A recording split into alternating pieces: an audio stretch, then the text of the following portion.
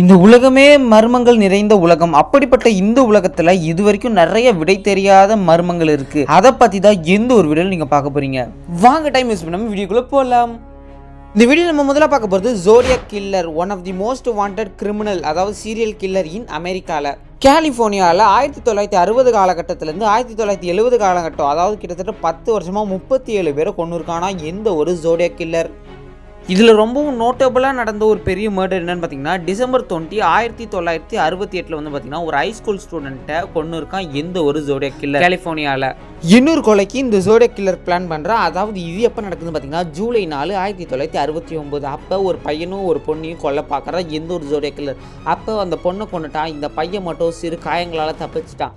அப்படி தப்பிச்சவன் சும்மா இருப்பானா, அந்த பையன் டக்குன்னு போலீஸ்கிட்ட போய், சார் இப்படி தான் இருந்தான், அவன் இந்த மாதிரி முகமூடி போட்டுக்கிட்டு இந்த மாதிரி சில சிம்பிள்ஸ்லாம் மேலே இருந்தது, அந்த மாதிரி அடையாளத்தை சொல்லிட்டான். நான் சின்ன பையன் சொன்னதை வச்சு முகத்தை வரைஞ்சிட்டாங்க. ஆனால் இன்றைக்கி வரைக்கும் யாராலையுமே கண்டுபிடிக்கல. அதே மாதிரி இருக்கிறவங்களுக்கு கொண்டு வந்து டார்ச்சர் பண்ணியிருக்காங்களே தவிர கரெக்டான ஜோடியாக் கில்லரை கண்டுபிடிக்க முடியல இன்றைக்கி வரைக்குமே.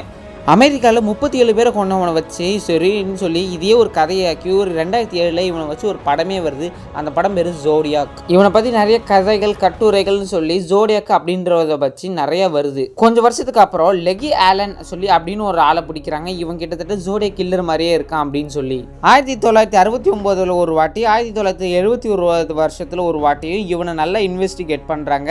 ஆனால் இவன் யாருன்னு கன்ஃபார்ம் யாராலுமே சொல்ல முடியல. ஏன்னா அவ்வளோ அளவு இவன் ஒரு மர்மமாகவே இருந்திருக்கான். ஆலன் ஒருத்தவரை கண்டுபிடிச்சால. ஆலனும் பார்த்திங்கன்னா 1992 மேட்ச் ஆகலன்னு சொல்லி விட்டுடுறாங்க. அதே மாதிரி ஆலனும் இறந்து போயிடுறாரு. ஆனால் அதுக்கப்புறமும் இந்த கேஸ் சால்வ் ஆகல. அதுக்கப்புறமும் சில கொலைகள் நடக்குது. பார்த்தா ஆலன் கொலை பண்ணல, வேறு யாரோ தான் கொலை பண்ணியிருக்காங்க. ஸோ இந்த ஒரு ஜோடியாக் கில்லரோட கேஸ் பார்த்திங்கன்னா இன்றைக்கி வரைக்குமே ஒரு அன்சால்வ்டு மிஸ்ட்ரியாக தான் இருக்குது.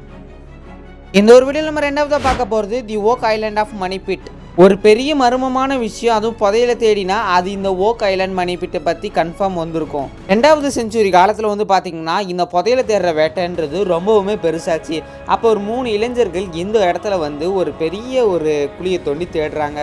அப்போ அவங்களுக்கு கிடச்சது என்னன்னு பார்த்தீங்கன்னா கொஞ்சம் கடல் தண்ணியும், அதுக்கப்புறம் கொஞ்சம் பார்த்தீங்கன்னா சேறு தண்ணி, சகதி அப்படின்னு சொல்லி எல்லாமே கலந்து தான் வருது. இந்த இடத்துல இருக்குன்னு சொல்லி இன்ஃபர்மேஷன் கிடச்சி இவங்க தேடினதில் இவங்களுக்கு கிடச்சது வெறும் அந்த இருக்கிற சேறு, மண், புழுதி தான்.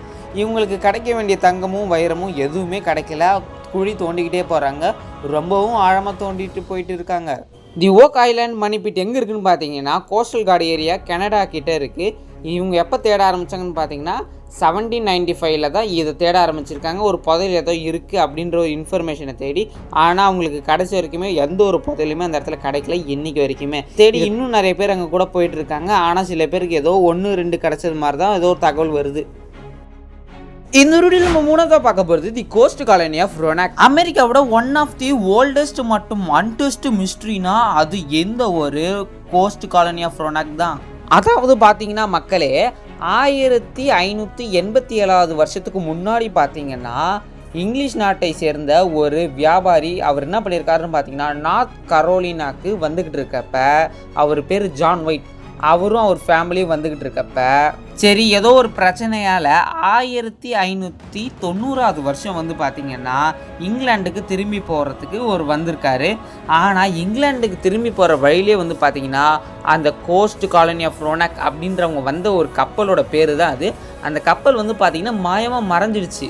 இது எப்போன்னு பார்த்தீங்கன்னா நைட் நேரம் நல்லா சடன் மழை பெஞ்சிட்டு இருக்கு. அந்த ஒரு நேரத்தில் இந்த கப்பலை காணோம்.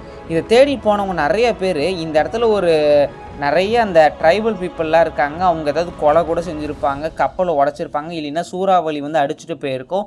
ஒரு மரத்தில் ஏதாவது எழுதி வச்சுருப்பாங்க, அதை வச்சு தான் நீங்கள் கண்டுபிடிக்கணும்னு சொல்லி எக்கச்சக்க காரணம் சொல்லிக்கிட்டு இருக்காங்க. ஆனால் என்னைக்கு வரைக்குமே அந்த கப்பலை கண்டுபிடிக்க முடியல. இந்த வீடியோவில் நம்ம அடுத்து 4ஆவதாக பார்க்க போகிறது தி கோடாக்ஸ் கிகாக்ஸ். இந்த கோடாக்ஸ் கிகாக்ஸை நீங்கள் எங்கேயும் கேள்விப்பட்ட மாதிரி இருக்குன்னா கன்ஃபார்ம் நீங்கள் கேள்விப்பட்டிருப்பீங்க. இதை டெவில்ஸ் பைபிள்னு சொல்லுவாங்க.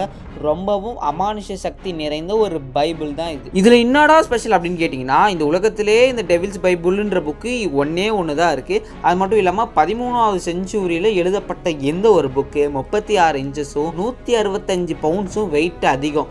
அது மட்டும் இல்லாமல் இந்த டெவில்ஸ் பைபிள்ன்ற பேருக்கு பின்னாடி ஒரு பெரிய ஒரு ரீசன் இருக்குது. அதாவது இது நீங்கள் படித்து சில மந்திரங்கள்லாம் வாசிங்கன்னு வச்சுக்கோங்களேன், உள்ளேருந்து தீய சக்தி, அமானுஷ சக்தியெல்லாம் இந்த உலகத்துக்கு வந்துடும். அது மட்டும் இல்லாமல் நீங்கள் சொல்கிறத தான் கேட்கும். அந்த மாதிரியான அமானுஷ சக்தியெல்லாம் இதுலேருந்து வெளியில் வந்துடும்.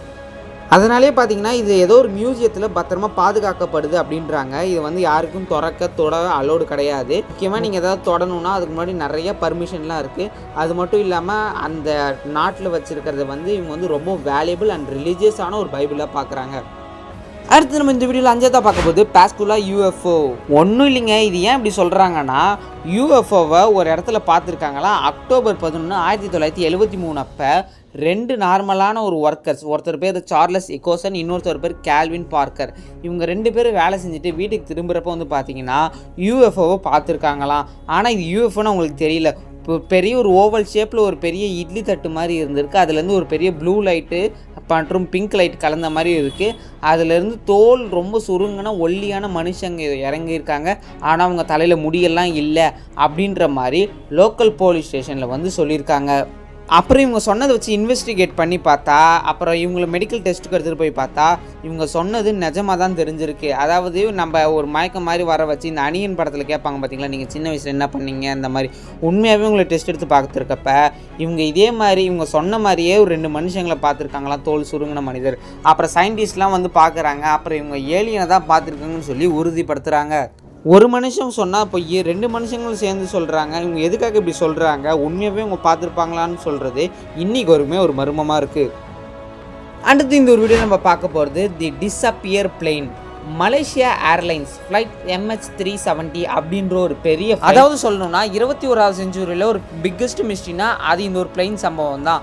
மார்ச் 8, 2014 அப்போ இந்த ஃப்ளைட்டோட பேர் தி போயிங் 777-200ER அப்படின்ற பிளெயின் கிட்டத்தட்ட 229 பேசஞ்சர்ஸை வச்சு கோலாலம்பூர்லேருந்து பெஞ்சிங் சைனாக்கு போகிறதுக்கு ரெடியாக இருக்குது. அப்போ இந்த பிளெயின் கொஞ்ச நேரத்தில் டேக் ஆஃப் ஆனோடனே கிட்டத்தட்ட அரை மணி நேரம் கழிச்சு ரேடார்லேருந்து அந்த பிளெயினோட சிக்னல் மறைஞ்சு போயிடுது. சரி எங்கேயோ போயிருக்கும், கொஞ்ச நேரம் கழிச்சு சிக்னல் வந்திருக்குன்னு பார்த்தா சிக்னலே வரல. என்றைக்கு வரைக்குமே இந்த ஒரு பிளெயின் சம்பவம் ரொம்பவும் மர்மமான சம்பவமாக தான் இருக்குது. அதுக்கப்புறம் இந்தியன் ஓஷனில் போய் தேடுறப்ப சில இந்த பிளெயினோட பாகங்கள் கிடச்சிருக்கு. அப்போ தான் இந்த பிளெயின் வந்து ஏதோ ஒரு இன்சிடெண்ட்டில் சிக்கி ரொம்பவும் தூளாக உடஞ்சிருக்குன்றதை உறுதிப்படுத்துகிறாங்க. ஒருவேளை ஆனால் இது எப்படின்னு காரணத்தை கண்டுபிடிக்கணும். ஒன்று டிரைவருக்கு, அதாவது அந்த பைலட்டுக்கு ஏதாவது ஹார்ட் அட்டாக்காக இருக்கலாம், இல்லை பிளெயின் ஹைஜாக் பண்ணியிருக்கலாம், இல்லைன்னா வெதரில் தான் மாட்டி சிக்கிடுச்சான்றது என்றைக்கு வரைக்குமே தெரியல. ஸோ எப்பயுமே ஏதாவது ஒரு மர்மமான விஷயம் நடந்ததுன்னா அது எப்படின்றது கவர்மெண்ட்டுக்கு தெரிஞ்சாகணும். ஏன்னா அப்போ தான் அந்த இன்சிடெண்ட் மறுபடியும் நடக்காமல் பார்த்துப்பாங்க. அதுக்காக செம்மையான ரிசர்ச்லாம் போச்சு. ஆனால் அந்த பிளெயின் மறைஞ்சதுனால உள்ளே இருக்கிற ஆளுங்க எல்லாருமே அந்த இடத்துலேருந்து காணா போனதுனால எதுவுமே கண்டுபிடிக்க முடியல. கொஞ்சம் வருஷங்களுக்கு அப்புறம் கழிச்சு அந்த பிளெயினோட பாகங்கள் மட்டும் தான் கிடச்சிருக்கு. ஓகே காய்ஸ், இந்த வீடியோ முடிஞ்சிச்சு. இந்த வீடியோ பற்றி லைக் பண்ணி ஷேர் பண்ணி மறக்காம நம்ம சேனலை சப்ஸ்கிரைப் பண்ணுங்கள். இன்னொரு சூப்பரான வீடியோ பார்க்கலாம். Tata bye bye, see you.